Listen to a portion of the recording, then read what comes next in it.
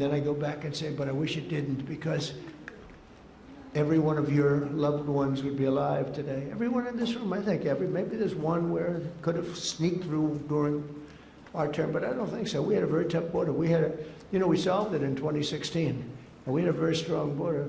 I would say nothing is as strong as what we have now, but we had a very strong border. We had a good border. We had a sane border. It was sane.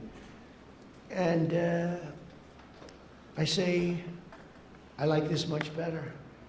Much more respect. You know, you read about all these crazy shooters, but they only go after consequential presidents. They don't go after non-consequential presidents, you know. If you take a look, Abraham Lincoln, some big one. John Kennedy, in a certain way, was very consequential. He represented something very important. He was there for 1,000 days, as you know, the book, 1,000 days, but he was consequential. There was a glamour, there was something good for our country, right? But they're consequential, and I was told that. I saw that the other day. They said they only go after consequential.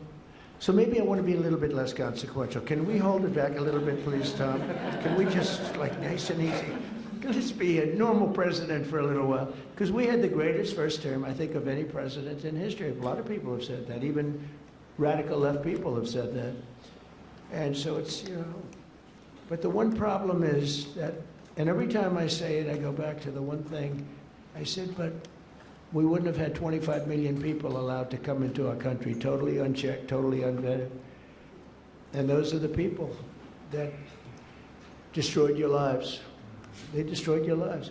They wouldn't be there. So I always say, I like it better, but there's one thing I don't like better, and that's what they did. Because I think that's the single biggest problem. You know, he gave us inflation, highest inflation we've ever had.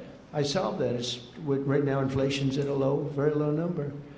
How about gasoline? I was in Iowa, $1.85 a gallon. You know, I solved that. I did a great job with that. Prices are coming way down, and I'll get them down further. But, you know, Christ, no matter. By the way, if I came up with a cure for cancer, they would say, he should have done it years ago. There's not a thing I can do where these people are going to give me credit, and that's okay, because we won in a landslide, so the people understand. People understand. But the one thing that I regret about the election and the process, because it's a much bigger, more important, you look at what we're doing throughout the world, we're respected like we've never been before.